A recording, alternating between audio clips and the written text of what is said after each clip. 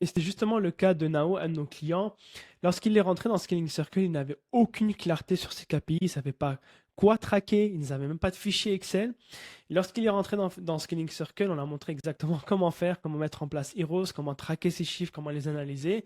Et il a pu scaler à 90 000 euros qu'elle collecté. Il dit que c'est des pièces rouges parce que le standard minimum dans Scaling Circle, c'est 100 000 euros collectés par mois au plus.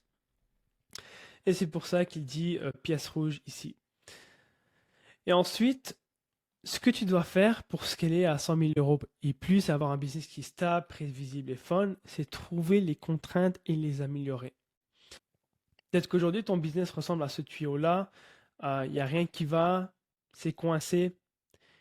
Et ce que tu dois faire, c'est trouver les contraintes une à une pour les débloquer, avoir ce tuyau qui est tout droit, qui est fluide et pour que l'eau puisse passer à travers.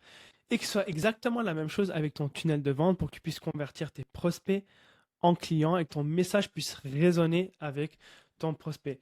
Donc ça peut être une contrainte qui est le taux de conversion de ta page de capture. Donc tu peux tester plusieurs titres différents. Ça peut être le CTR de tes pubs qui n'est pas assez élevé. Donc tu as un CPC qui est super cher, des CPL qui sont super chers. Ça peut être ta VSL qui ne convertit pas assez bien. Donc ce que tu peux faire, c'est tester une introduction, parce que l'introduction, c'est ce qui a le plus gros impact sur le reste de ta VSL et le taux de conversion de ta VSL.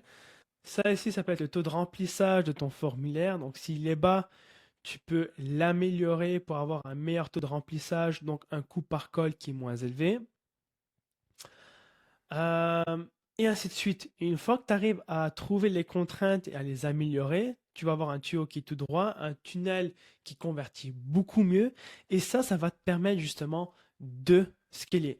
Mais si tu n'as pas de tracking, si tu ne traques pas tes chiffres, tu pourras jamais trouver les contraintes et les améliorer. Donc c'est la meilleure façon de te débloquer et de passer au cap supérieur dans ton business.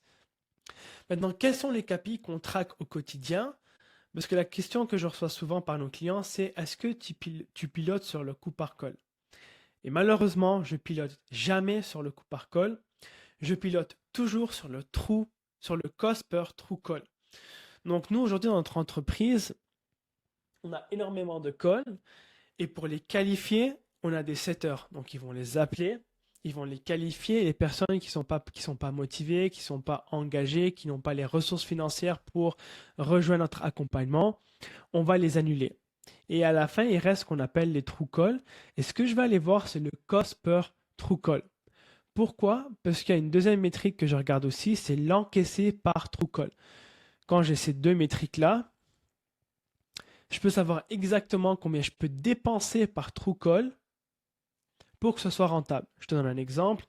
Si aujourd'hui, mon cost pour true call me coûte 300 euros après annulation et que mon encaissé par true call, si mon coût par true call est en bas de 300 euros, je vais toujours être rentable. Donc, je peux même dépenser 400 voire 500 euros pour être rentable sur le front-end.